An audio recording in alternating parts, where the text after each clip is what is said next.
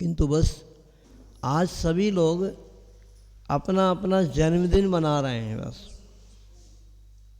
कल अपन ने भगवान का जन्मदिन मनाया सभी ने मिल कर के, और सभी लोग, अच्छा कौन कौन यहाँ पे बैठे हैं जो अपना जन्मदिन आता है तो उसको मनाते हो? कौन कौन मनाते हैं? सभी मनाते हैं। और सालगिरह आती है, जब सालगिरह को क्या बोलते हैं हम? सालगिरह, क्या इसको क्या बोलते हैं आप? जिस दिन आपकी शादी हुई थी, साल में गिरा देते हैं, एनिवर्सरी, एक साल में गिर जाते हैं। हाँ, इसको आचार्य गुरु विद्यासागर जी महाराज सालगिरह नहीं सालगिर बोलते थे। समझ रहे हैं आप कि जितने भी आपका एनिवर्सरी है, सालगिरह है, उतने साल आपके गिर गए। अब जो बचे हैं उनको संभाल लो, ऐसा विचार करना चाहिए। ऐसे जो बर्थडे हम मनाते हैं, अपना जन्मदिन मनाते हैं, इसको एक प्रकार से देखा जाए तो वास्तव में देखा जाए, जैसे कल भी कहा था, बर्थडे नहीं है, व्यर्थ डे है। क्या है? व्यर्थ डे। उस दिन हमें ऐसे विचार करना चाहिए कि ये हम जितने वर्ष के हो गए, जितना भी हम अपना जन्मदिन मना रहे हैं, बर्थडे मना रहे हैं, उन दिनों में हमारे सार्थक दिन कितने रहे? मतलब हम इतने दिनों तो जी गए, उनमें हमारे सार्थक दिन कितने रहे? कुछ अच्छा क्या किया हमने? ऐसा विचार करना चाहिए। गजब का एक प्रसंग आता है श्री आदिनाथ भगवान का ही। जब श्री आदिनाथ भगवान का यानी जीव उस महाबल राजा की पर्याय में था, माने आदिनाथ भगवान बने ना उससे 10 वर्ष 10 भाव पहले, उस समय वो एक विद्याधर राजा थे और उनका जन्मदिन मनाने के लिए ही बहुत एक बड़ा फंक्शन रखा गया और उसमें सभी तरह के प्रोग्राम चल रहे हैं। अच्छे अच्छे विद्वान लोग भी आए हैं और प्रोग्राम मनाया जा रहा है। किंतु उसी समय कुछ जो विद्वान लोग आए थे या फिर उनके जो कुछ मंत्री थे, वो राजा थे उस समय भी, महाबल राजा, तो एक मंत्री तो था उनका जो वो सम्यक दृष्टि था, मतलब जिन धर्म के प्रति अपना विश्वास रखने वाला था। बाकी 3 मंत्री और थे वो जिन धर्म से विरुद्ध थे। उस मंत्री का नाम था शायद स्वयं बुद्ध मंत्री। उस स्वयं बुद्ध मंत्री ने बहुत अच्छी व्याख्या जिन शासन की और जो दूसरे मंत्री थे ना, उन्होंने उसके विरुद्ध में व्याख्या की और ऐसी उनकी गोष्ठी चली कि स्वयं बुद्ध मंत्री ने अपने सूझबूझ से उस महाबल राजा को सम्यक दर्शन प्राप्त करने की भूमिका बना दी पूरी, और कहा कि यदि आप पहले चले जाओ तो हमें संबोधने के लिए आना, और यदि मैं पहले चला जाऊंगा तो आपको संबोधने के लिए आऊँगा। ये कहलाती है मित्रता सही, ये कहलाता है मंत्रीपना। और ऐसे ही हुआ कुछ कि फिर इन महाबल राजा ने इतनी भूमिका तो बन गई, उस समय भी फिर ये धर्म से जुड़ गए और धर्म से जुड़ करके इन्होंने सम्यक दर्शन तो उस समय इनको प्राप्त नहीं हुआ, किंतु संलेखना की बहुत अच्छे से, और फिर इनका जो जीव रहता है वो भोग भूमि जाता है। भोग भूमि तो वज्रजंग के बाद जाता है। मतलब ऐसे कुछ अच्छी भूमिका बन गई। कहने का तात्पर्य ये है कि आज जो आप लोग अपनी संगति कर रहे हो, क्या चल रहा है महिलाओं में? अभी इस मंदिर जी में कौन सी पार्टी होती है? एक महिला पार्टी करती ना, किटी पार्टी? कौन सी पार्टी होती? पार्टी होती ना, मतलब कहीं भी करते हो, कोई भी दूसरी जगह पे जाके करते हो तो उसमें देखो फिर आप सारी महिलाएं आती हैं, और यहाँ पर तो विचार करो आप कि ऐसे महागुरु का सानंद आपको प्राप्त हुआ है और आप क्या कर रहे हो? अध्यक्ष जी का नाम तो उल्लास है, और वास्तव में इनको जो देखते हैं ये हमेशा उल्लसित रहते हैं, उल्लास से भरे रहते हैं, और आप सब उदासी को प्राप्त हो रहे हो। नहीं, उत्साह है आपके अंदर। समझने का प्रसाद करो। कहते जिसके जीवन में गुरु नहीं जिसके क्या, हाँ, उसका जीवन शुरू नहीं। जिसके जीवन में गुरु नहीं उसका जीवन शुरू नहीं। अभी आपका जीवन ही शुरू नहीं हुआ है। अगर गुरु के प्रति आपका बहुमान नहीं है, वो ये दिखा रहा है कि गुरु के प्रति आपका बहुमान हो, सम्मान हो, उनके प्रति आपकी आस्था हो, तो फिर अब इस दोपहरी में क्या काम है? क्या कर रहे होंगे घर में लोग? बस और कुछ नहीं कर रहे हैं। वो जो ईरान, इजराइल और अमेरिका का युद्ध चल रहा है ना, उसकी मिसाइलों को देख रहे होंगे। हाँ, इधर से ये चल गई, उधर से ये चल गई, युद्ध में ये हो गया, ये हो गया, पर मोबाइल में, टीवी में लगे हुए हैं। और क्या कर रहे हैं बताइए? और जो बहुमंडल है, बहुवर्ग है, वो सो रहा होगा। उन बहुओं को सोने से फुर्सत नहीं है, क्योंकि एक भी यहाँ पे बहू नहीं दिख रही है। सब वृद्धि लोग तो एक दो दिख रही हैं, पर वे सब सो रही हैं। 100-150 घर की समाज यहाँ पर है, 150 घर की समाज है, तो 150 बहुएं तो होंगी कि नहीं? और 150 महिलाएं भी हैं, सासें भी हैं उनकी, तो 300 तो होना चाहिए यहाँ पे। और 150 घर की समाज में सबके बच्चे हैं, तो सब दुकान चलाएं, तो उनके पिता तो यहाँ पे होना चाहिए। 450 लोग हो गए उल्लास जी। इसका मतलब उदासी है। तो क्या होगा? उदासी यदि इस प्रकार की आपकी रहेगी तो उन दिनों को याद करो। किन दिनों को याद करो? 18वीं पंक्ति आती, जब नो न रोग जरा गहे, तब लो झटत निज हित कीजिए, चिर भजे विषय कसाय, अब तो त्याग निज पद बेइये।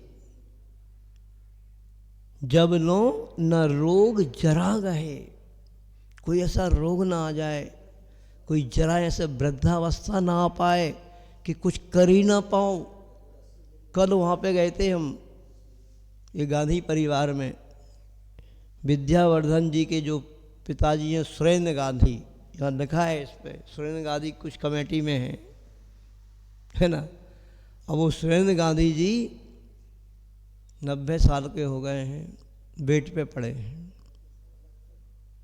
ना कुछ ढंग से सुनाई पड़ रहा है, ना कुछ बोल पा रहे हैं, 1-1.5 साल से बेड पे ही पड़े हैं। तो अब बताइए अब क्या हो सकता है? अब तो कुछ हो नहीं सकता। न मंदिर के दर्शन करने आ पा रहे हैं, न गुरु के दर्शन करने आ पा रहे हैं, न कुछ खा रहे हैं, न पी रहे हैं, बस पड़े हैं बिस्तर पे। किसी न किसी दिन चले जाएंगे। जब आयु पूरी हो जाएगी तो साथ में लेकर के क्या जाएंगे? कभी विचार कर रहे हैं आप लोग? सोच रहे हो कि नहीं कि हम साथ में लेके क्या जाएंगे? कुछ नहीं जाएगा साथ में। यात्रा बहुत लंबी है, और अभी कल बताया था ना आपको, श्रीनाथ आदिनाथ भगवान की पूजन में चारों गतियों के दुखों का वर्णन है कि किस तरीके से हम और आप सभी लोग बड़े बड़े पुण्य के उदय से उस निगोद से निकल कर के आए। नहीं तो एक श्वास में 8-10 बार जन्मे मरे भयो दुख भार। वह निगोदिया जीव एक श्वास में 18 बार जन्म 18 बार मरण करता रहता है और अनंत काल हम और आप सभी उस निगोदिया जीव बन कर के रहे हैं। बहुत बहुत मुश्किल होता है, निकलता नहीं है जीव निगोद से ही, निगोद में ही पड़ा रहता है। और एक इंद्रिय जीव के दुखों के बारे में थोड़ा सा आप चिंतन करेंगे तो आपके रोंगटे खड़े हो जाएंगे कि हमने उस एक इंद्रिय पर्याय में निगोदिया जीव की तो अवगाहना बहुत छोटी होती है। कहते अंगुल है, अंगुल के असंख्यातवें भाग अवगाहना उस निगोदिया जीव की होती है। जो सभी वनस्पति हैं उन वनस्पतियों में अनंतानंत निगोदियों का वास है। ऐसा नहीं कि आलू मूली हो, कंदमूल हो, सभी वनस्पतियों में अनंतानंत निगोदियाँ हैं। और उस निगोद पर्याय में हम निगोदिया जीव वही कहलाता है जो प्रत्येक वनस्पति के आश्रित होकर के रहता है, वो निगोदिया जीव है। उस पर्याय में हम रहे हैं। और जीव जो है, जीव मात्र के अंदर आत्मा है और इस आत्मा को अगर हम कोई अच्छा कार्य करते हैं तो सुख प्राप्त होता है और नहीं करते तो दुख होता है। अब समझ लीजिए आप, निगोदिया जीव एक इंद्रिय है। अब एक इंद्रिय जी के पास कौन सी इंद्रिय है? स्पर्शन इंद्रिय है। उसके पास ज्ञान है कि नहीं? नहीं है, अज्ञानी है। देखो ये उन्होंने बात बतलाई कि जो जीव है उसके पास ज्ञान तो है, वो ज्ञान है तो स्पर्शन इंद्रिय के माध्यम से उसको यदि कोई कष्ट हो रहा है तो उसका भी ज्ञान होगा उसको, यानी स्पर्शन इंद्रिय जन ज्ञान तो होगा। जैसी कल्पना कीजिए आप पंचेंद्रिय हैं, अब आपकी आँख बिल्कुल बंद कर दी जाए, कान में भी रुई लगा दी जाए, हाथ पैर आप सब आपको ये सब आपकी जो इंद्रियां हैं नाक भी बांध दी जाए, तो फिर आप कुछ मुख से कह नहीं पाएंगे। किंतु आपको कष्ट दिया जाएगा, आपको मारा जाएगा, काटा जाएगा, पीटा जाएगा, तो उसको कष्ट होगा ना, आपको भी कष्ट होगा ना, तो उसका अनुभव होगा कि नहीं होगा। तो ऐसे उस एकेंद्रीय जीव को भी कष्ट होता है, ठंडी का, गर्मी का, सर्दी का, स्पर्श जन्य एक इंद्रिय से ही वो अपने कष्ट को अनुभव करेगा, कह नहीं सकेगा किसी से, किंतु कष्ट तो उसको होगा। तो विचार करो आप, ये एक इंद्रिय जीव निगोदिया तो ठीक है, वो भी एक इंद्रिय है, फिर पृथ्वी है, जल है, अग्नि है, वायु है, ये वनस्पति हैं, ये सब एक इंद्रिय जीव हैं। किंतु अपने मन में कभी आता है कि हम इस पृथ्वी को खोद रहे हैं, पृथ्वी की रोड बन रहा है, जेबीसी चल रही है, बुलडोजर चल रहा है, ये एक इंद्रिय जीव को कष्ट हो रहा है, ऐसा कभी विचार भी आता है? अच्छा, आप लोगों को ये पता भी है कि एक इंद्रिय भी कोई जीव है? हाँ, एक इंद्रिय जीव होते हैं महाराज जी। कौन से होते हैं एक इंद्रिय जीव? कौन से होते हैं? 5 स्थावर। कौन से कहलाते हैं? हाँ, है ना, ये जीव हैं। कभी ऐसे लगता है आपको कि पृथ्वी में चल रहे हो, धरती पे चल रहे हो, तो ये धरती किसी जीव के ऊपर पैर रख रहे हैं हम, ऐसे लगता है आपको? जल है, जल को पीते हो, हम किसी जीव को पी रहे हैं।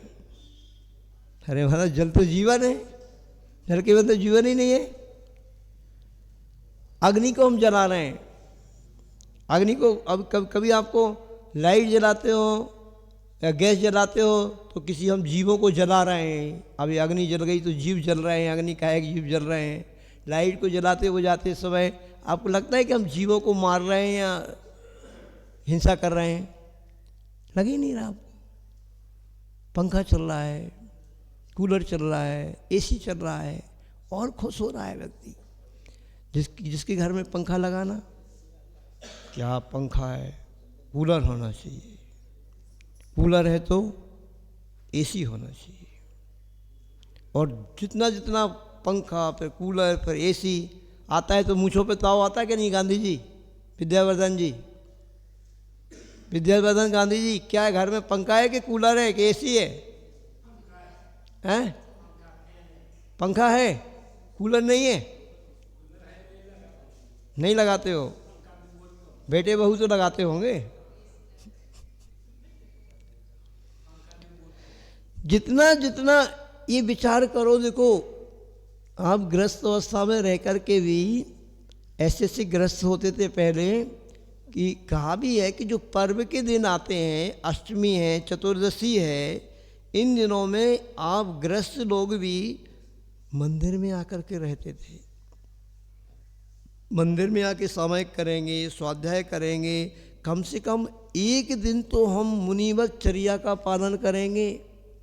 मुनिवर तो करोड़ों वर्षों तक जंगल में रह के निकाल देते हैं, हम एक दिन रहेंगे। सुदर्शन सेठ जैसे, सुदर्शन सेठ कौन थे? सुदर्शन सेठ जी के बारे में सुना है आपने? सुदर्शन सेठ की कथा आती है तो नहीं सुना आपने? सुदर्शन नाम के कोई सेठ जी थे, हैं?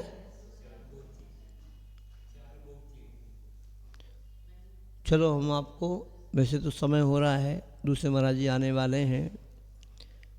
सुदर्शन सेठ कैसे बने? चलो ये तो ठीक है, जानते हो सुदर्शन सेठ कौन थे? उनके बारे में बताते हैं। एक जंगल में एक मुनि महाराज विराजमान थे और एक ग्वाला, गायों को चराने वाला, गायों को लेकर के जंगल में गया और उसने देखा कि एक मुनि महाराज सिला पे बैठे हुए हैं और भयंकर ठंडी चल रही है, ठंडी हवाएं चल रही हैं, भयंकर ठंडी का मौसम था। ये मुनि महाराज कैसी तपस्या करेंगे? क्योंकि वो एक सेठ के यहाँ पर ही, सेठ के नौकर थे। संगति का असर देखना कैसे पड़ता है। तो सेठ जी उनके उनके उसको सुनाते रहते होंगे, अच्छी अच्छी बातें बताते होंगे, उनके वातावरण का देखता भी रहता होगा घर का वो। तो उसके मन में भाव आया कि देखो ये मुनि महाराज कैसे यहाँ पे जंगल में बैठे, इनकी कुछ वैयावृत्ति करें। और उनकी वैयावृत्ति करने का उसके मन में भाव आया। गायों को घर में छोड़ करके आ गया और पूरी रात मुनि महाराज की वैयावृत्ति करता रहा। जंगल में से लकड़ी वगैरह बीन ली, सूखी सूखी लकड़ी यहाँ से लाया और उनको बस ऐसे जलाने लगा शायद वहाँ पे, और फिर ऐसे अपने हाथों को गर्म करता, मुनि महाराज को ऐसे वैयावृत्ति करता रहता। ऐसे करके पूरी रात निकाल दी। मुनि महाराज तो ध्यान में बैठे हुए थे, पूरी रात वैयावृत्ति करता रहा है। इस गुरु भक्ति का, गुरु की वैयावृत्ति का, एक रात वैयावृत्ति करने से कैसा फल उसने प्राप्त किया, आप कल्पना कीजिए। और सुबह सुबह जब मुनि महाराज जाने लगे, रिद्धिधारी मुनिराज थे, आकाश गामनी रिद्धि उनको प्राप्त थी। तो जैसे ही सुबह पूरा ध्यान हो गया और जाने लगे तो बस एक शब्द बोला, नमो अरिहंताणम। क्या बोला? नमो अरिहंताणम। ग्वाले ने सोचा शायद गुरु महाराज ये कोई विशेष मंत्र दे करके गए हैं, विशेष आशीर्वाद दे करके गए हैं, और कुछ नहीं बोला महाराज जी ने, नमो अरिहंताणम बोला बस। अब वो ग्वाला जब कहीं यत्र तत्र कहीं भी घूमता बस एक ही रट लगाए रहता, नमो अरिहंताणम, नमो अरिहंताणम, नमो अरिहंताणम। आगम में लिखा है इस नमोकार मंत्र के एक पद का भी कोई उच्चारण करता है, एक बार भी भाव से 50 सागर के पाप कटते हैं। पूरे नमोकार मंत्र को यदि भावपूर्वक कोई पढ़ता है, पूरे 5 पदों को, 500 सागर के पाप कटते हैं। आप लोग पढ़ते हो? कब कब पढ़ते हो? सुबह उठते समय और शाम को सोते समय। वो ग्वाला था, उसकी श्रद्धा गजब की थी महाराज जी के उस मंत्र पर। आप सबकी तो ऐसी श्रद्धा ही नहीं है, ये तो अपने घर का ही मंत्र है। कौन कौन है अच्छा यहाँ पे आप लोगों में जो बैठा हो, एक नमोकार मंत्र की जाप कम से कम प्रतिदिन देता है 108 बार? समझ में आ रही? मराठी मतलब हिंदी समझ में नहीं आ रही क्या? उल्लास जी पूछो तो, उनको हाथ ही नहीं उठा रहा कोई। 108 बार नमोकार मंत्र कौन पढ़ता है हर रोज? पढ़ते हैं? करते हैं? एक नमोकार मंत्र की जाप हर व्यक्ति को देना चाहिए। अब देखो आप करिश्मा, उसको तो पूरा नमोकार मंत्र भी नहीं आया, बस नमो अरिहंताणम बोलता रहता, श्रद्धा भक्ति पूर्वक गुरु ने दिया है मंत्र। और कहते हैं कि उस नमोकार मंत्र को पढ़ता रहता था। एक बार उसकी गायें नदी में चले गईं, बारिश का मौसम था, तो उन गायों को नदी से वापस लाने के लिए एकदम नदी में कूद गया। नमो अरिहंताणम कह के कूदा, क्योंकि वो तो चलते ही रहता था मंत्र। उसका प्रभाव ये हुआ, पढ़ना वो गजब का है, सुदर्शन चरित्र ग्रंथ। उसका प्रभाव ये हुआ कि उन्हीं सेठ जी के यहाँ पर पुत्र के रूप में उसका जन्म हो गया। कहाँ ग्वाला था, ग्वाला अब आकर के सेठ के यहाँ पुत्र के रूप में जन्म ले लिया, जैन कुल में जन्म ले लिया। बहुत बड़ा सृष्टि है कि यहाँ पे उसका जन्म हुआ। इतना सुंदर था, इतना सुंदर शरीर उसको मिला गुरु की भक्ति करने के प्रसाद से, उनकी वैयावृत्ति करने के प्रताप से, कि माता पिता ने उसका नाम सुदर्शन, जिसका दर्शन करते ही मन प्रसन्न हो जाता था। ऐसे महाफल को प्राप्त हुआ उस नमोकार मंत्र के पढ़ने से भी और गुरु की भक्ति करने से। आप लोग कैसी गुरु की भक्ति करोगे, कैसे गुरु का सानंद प्राप्त होगा? आपके यहाँ संत निवास ही नहीं है, कहाँ रुकेंगे गुरु? मंदिर कितना भी अच्छा बना लो, संत निवास नहीं हुआ तो गुरु कहाँ से रुकेंगे? सोचो, विचार करो, बनाना है फिर संत निवास। जब संतों के पास ही नहीं आ पा रहे हैं, यहाँ पर अभी दूसरी जगह हम रह रहे हैं, वही संत निवास है, तो संत यहाँ पे आएंगे कैसे? ऐसी आपकी उदासी रहेगी तो बताइए कैसे आएंगे फिर संत यहाँ पे? फिर आएंगे क्या? को दुकान हमारी नहीं चलेगी तो यहाँ पे ये समझ लो। अभी तो बस यही चल रहा है उस सुधी श्रावक का, जिसका बहुत भाव अच्छा बना है। और मान के चलो उन्हीं श्रावक के पुण्य से, उनकी वैयावर्ती से, सेवा से, उनके पुण्य प्रताप से हम लोग धाराशिव आ गए। जैसे कल महाराज जी ने बताया था ना, विशाल सागर महाराज जी ने। कौन है वो सुधी श्रावक आपका धाराशिव का? संतोष जी शाह है। सबसे पहले पहुंच गए वो कुंथलगिरी के लिए भी। वो कुंथलगिरी में पूरे हम लोग जब तक रहे, जब तक उनके ऊपर कोई थोड़ा सा प्रेशर नहीं डाला गया कि अब भैया इतने लोग आ रहे हैं, उनके लिए भी मौका दो, नहीं तो पूरे 4 महीना उनका चौका चला वहाँ पे। पूरे यहाँ से रोज जाते थे, ऐसी वैयावृत्ति की है। और अभी अकेले व्यक्ति ने उन्होंने दम बांधी, पहले भी बनाया, महाराज जी हमने 3000 स्क्वायर फीट ज़मीन ले ली है, अपने नाम पे पर्सनल ले ली है हमने, और उसमें हमें शिलान्यास करवाना है। और इतना अच्छा भाव उन्होंने कहा कि महाराज जी हम पूरा बनाएंगे भी, हम ही, कोई नहीं बनाएगा तो, वो बना करके समाज को सुपुर्द कर देंगे। ये कहलाते हैं महान पुण्यात्मा जी। ये गुरु के प्रति भक्ति है, गुरु के प्रति आस्था है, श्रद्धा है। आप सभी लोगों की तो भक्ति देखते ही बन रही है हमें तो, हम लोगों को, कि आप गुरु मतलब कुछ ना कुछ तो यहाँ पर कारण होना चाहिए इसका। ऐसे कुछ समझ में तो समझ नहीं पा रहे हम लोग। समझने के लिए तो चातुर्मास करना पड़ेगा, क्योंकि वो 2-4 दिन में 8 दिन में समझ में नहीं आएगी बात कि कौन सा कीड़ा लगा है यहाँ पे, जो कीड़ा काट रहा है ना। तो वो समझ में आ सकता है। सभी लोग अपने भावों को पवित्र बनाएं, और ये दुर्लभ समागम मिला है उल्लास जी, तो चले जाओ।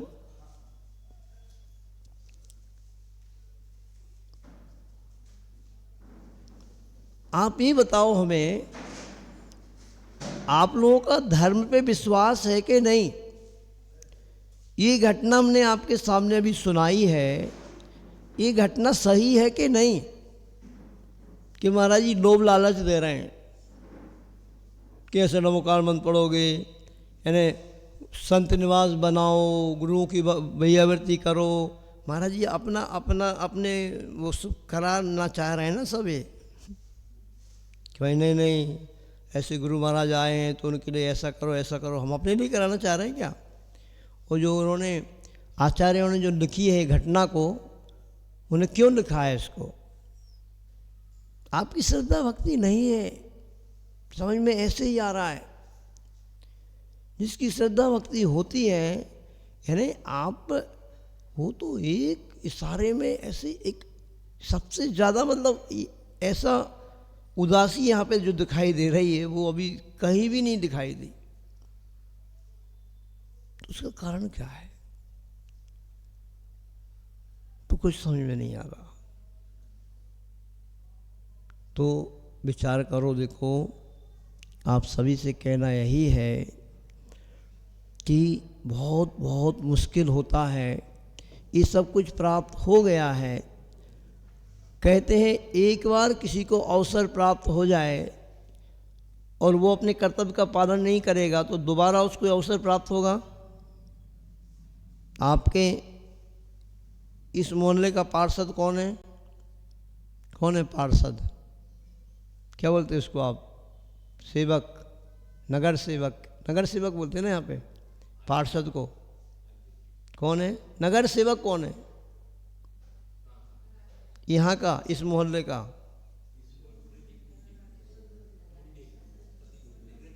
प्रदीप मुंडे। प्रदीप मुंडे जी हैं। पहली बार नगर सेवक बने,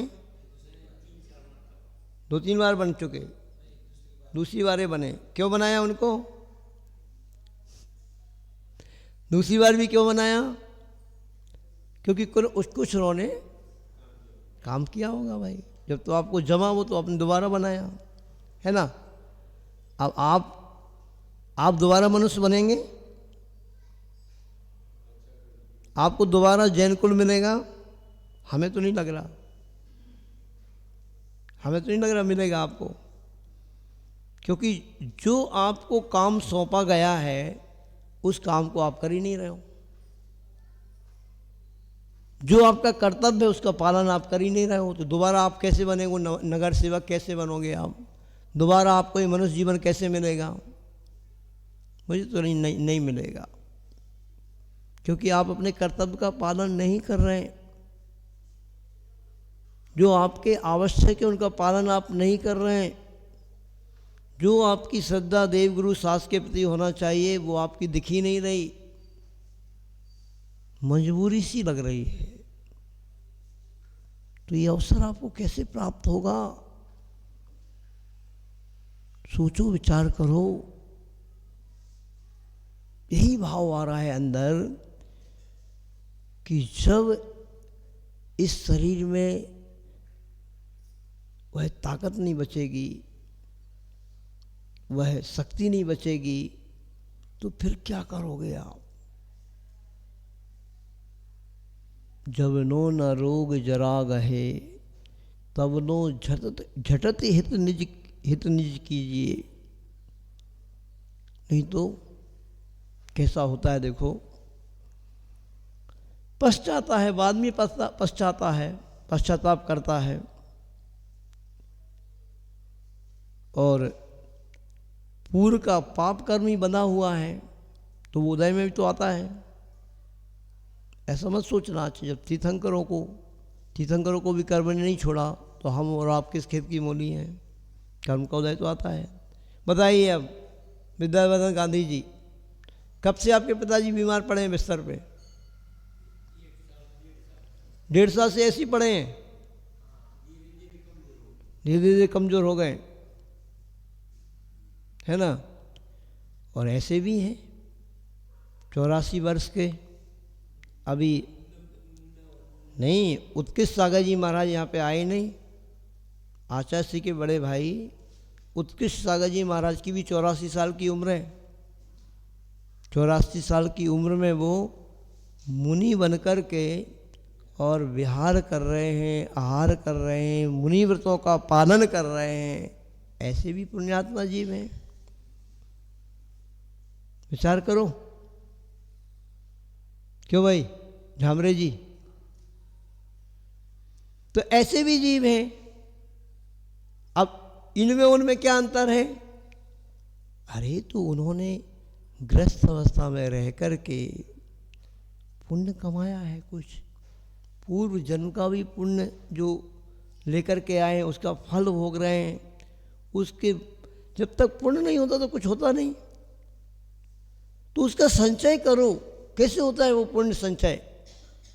तो और कुछ नहीं बोलना है आपको, बिल्कुल सरल हिंदी भाषा में हम जब कभी ये पंक्तियाँ सुनाते हैं, अगर उस अंत समय में कहते हैं बड़े बड़े आश्चर्य भगवंत भी उस नमोकार मंत्र का स्मरण नहीं कर पाते हैं, शरीर में ताकत नहीं रहती है, उस ओंकार को नहीं बोल पाते हैं और बस रोते बिलखते चिल्लाते हुए चले जाते हैं।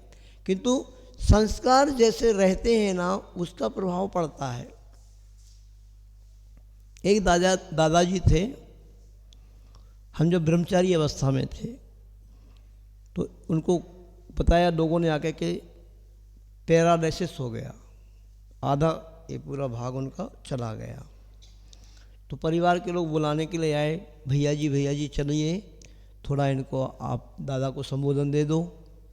तो हम गए, तो हम इधर संबोधन दे रहे हैं उनको। हाँ दादाजी देखो सावधान हो जाइए, पता नहीं अब आप स्वस्थ होंगे कि नहीं होंगे, नमोकार मंत्र पढ़ो, नमोकार मंत्र पढ़ो। वो बोला क्यों? वो फलाने सेठ की बेटी का संबंध वहाँ चल रहा था, उस हुआ संबंध हुआ कि नहीं हुआ? क्या बोल रहा है वो? हमारी कुछ नहीं सुन रहे वो उन सेठ जी के बेटी का संबंध उधर बात चल रही थी, वो हुआ पूरा कि नहीं हुआ? इसका मतलब क्या था? इसका मतलब था वो यही कार्य कराते रहते होंगे ज़्यादा, तो अंत समय में उनको वही संबंध याद आ रहा है। हम क्या बोल रहे हैं, कौन संबोधन क्या आ रहा है, कुछ नहीं हो रहा। जो व्यक्ति करता रहता है वही याद आता है उसको। आचार्य प्रवर शांति सागर जी महाराज की इतनी अच्छी संलेखना हुई। कैसे हुई? कम से कम 24 घंटे में 14-15 घंटे, कितने घंटे, 20 घंटे ही वो नमोकार मंत्र पढ़ते थे। पूरे जीवन काल में उन्होंने 18 कोटि नमोकार मंत्र का जाप किया। अब बताइए क्यों पढ़ा, क्यों ये साधना की? बोले परम पूज्य श्री विशाल सागर जी महाराज की। तो विचार करना सभी लोग, जब एक नमोकार मंत्र के पद के प्रभाव से ग्वाला सुदर्शन सेठ बन गया, तो आचार्य भगवान शांति सागर जी महाराज ने 18 करोड़ नमोकार मंत्र का जाप किया है। ऐसी उत्कृष्ट संलेखना को प्राप्त किया, निश्चिंत जाकर के लोकांतिक देवपद को प्राप्त हुआ होगा आचार्य शांति सागर जी महाराज ने। विचार करना सभी लोग। और अब आप अपन सबके बीच में परम पूज्य महाराज जी का आगमन हो गया है, उनकी वाणी आप सुनो, ठीक है।